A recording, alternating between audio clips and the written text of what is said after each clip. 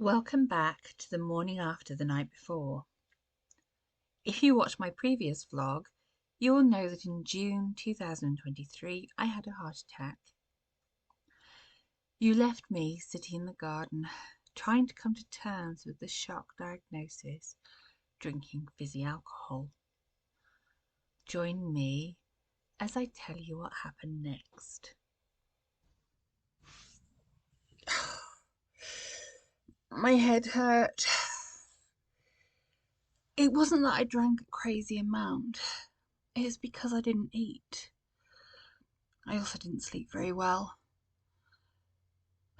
Heck, there was even some alcohol left in the bottle. Oh, the joy of a screw top.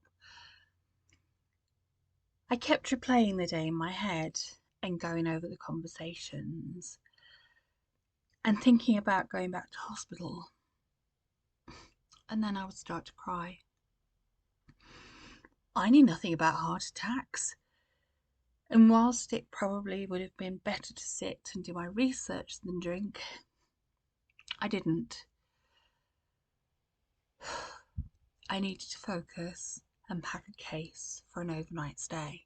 It was only going to be an overnight stay. I'm never someone who packs light.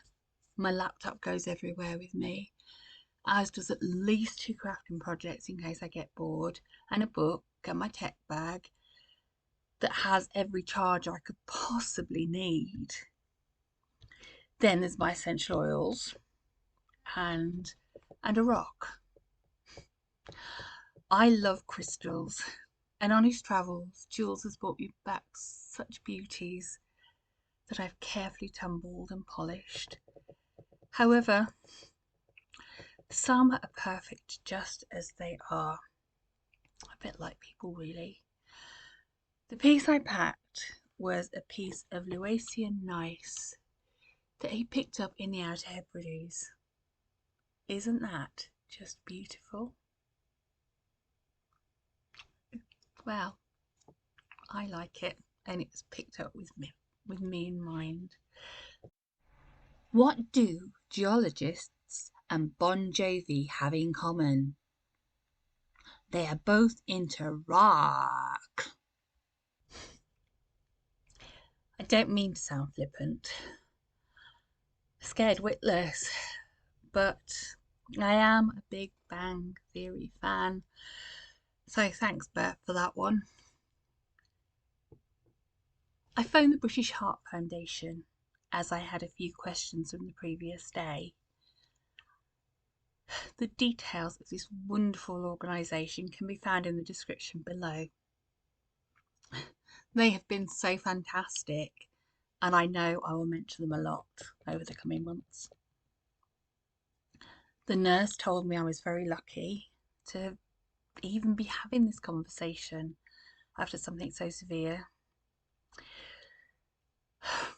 To quote the youngest Stark girl when asked, "What do you say to the god of death?"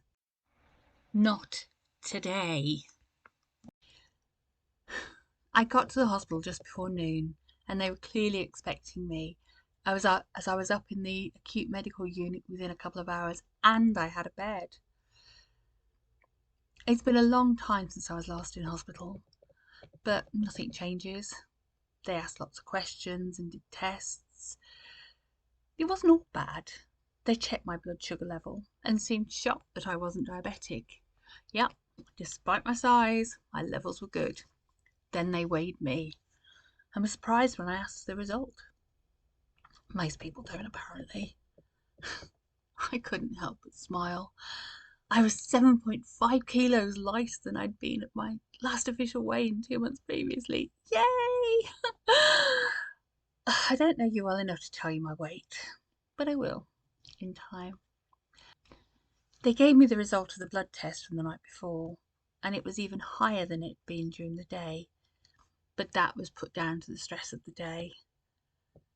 More blood was taken, and I settled in and caught up with a few things on YouTube, thanks to having my laptop with me, whilst I was enjoying the delights of the kitchen. It wasn't actually that bad, to be honest. I know people say a lot about hospital food. It was a welcome distraction from my thoughts. If I reloaded my brain at that point, I would be crying. Whilst I could easily cry at home, I didn't want to do it in front of everyone because I was being a bit of a messy crier, to be honest. And I didn't want to do that. They did my evening obs just before lights out, and the healthcare assistant recognised me as she had collected something from me from Fee Cycle. Small town life, eh? Sleep did not happen. My bed was next to the nurse's desk, which was opposite the loo, so there was lots of activity going on. I asked them for painkillers for my back, but didn't get any, and the bed was really, really hard on my back. I woke up grumpy, but it wasn't anybody's fault, so I just had to lump it. There are more important things to deal with. I should have packed other things with hindsight, like my internet and painkillers and ear defenders, but I didn't. Let's see how today goes before I sort out getting these things from home. The consultant came round and told me that my troponin levels had dropped below 500, so there was no need for them to take further blood, which I was pleased about. They wanted to do a CT scan and put the request through, so I had to wait for that before they could assess me and I could go home. He did change my medication though and added aspirin to my list. Late morning, one of the cardiac nurses came to talk to me. Again, there were more questions, and a risk assessment was done on my lifestyle. The fact I'd already been making positive changes helped, and she could see that in the change of weight from April that was already in my hospital records.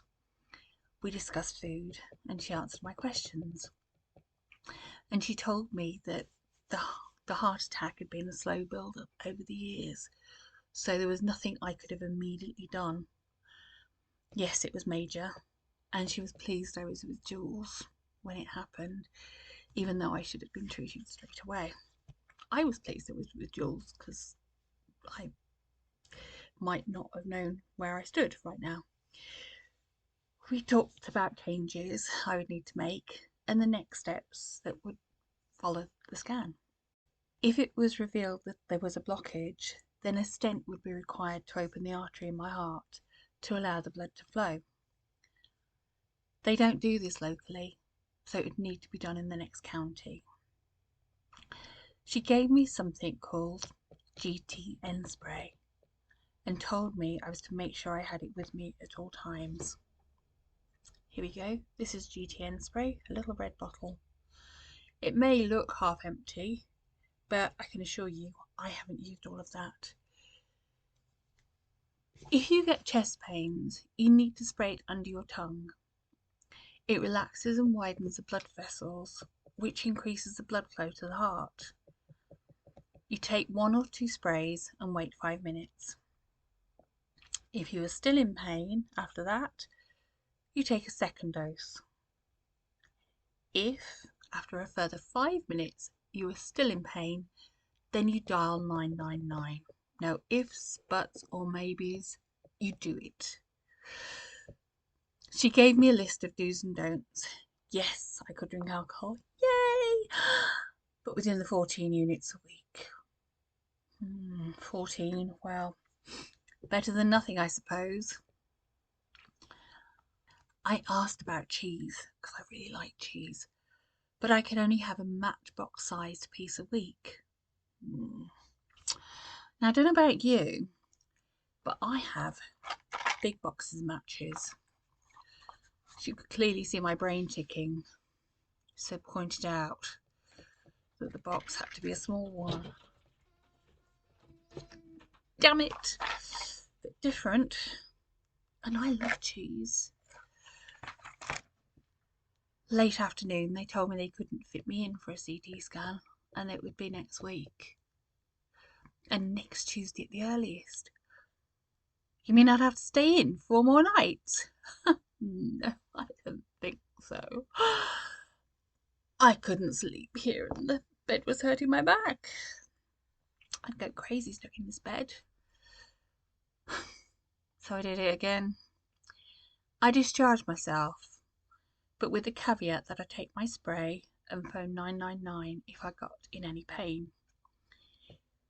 It wasn't an easy decision to make, and even as I waited for a cab, I was torn about whether to stay or not. I just wanted my bed, and I wanted to cry in peace, and there was still so much to take in over the past few days. I had my meds, I had my instructions, I had more information than I'd had a couple of days previously, and I was going to be fine. Join me in my next instalment, where I go home again for a bit of normality. Thank you for watching.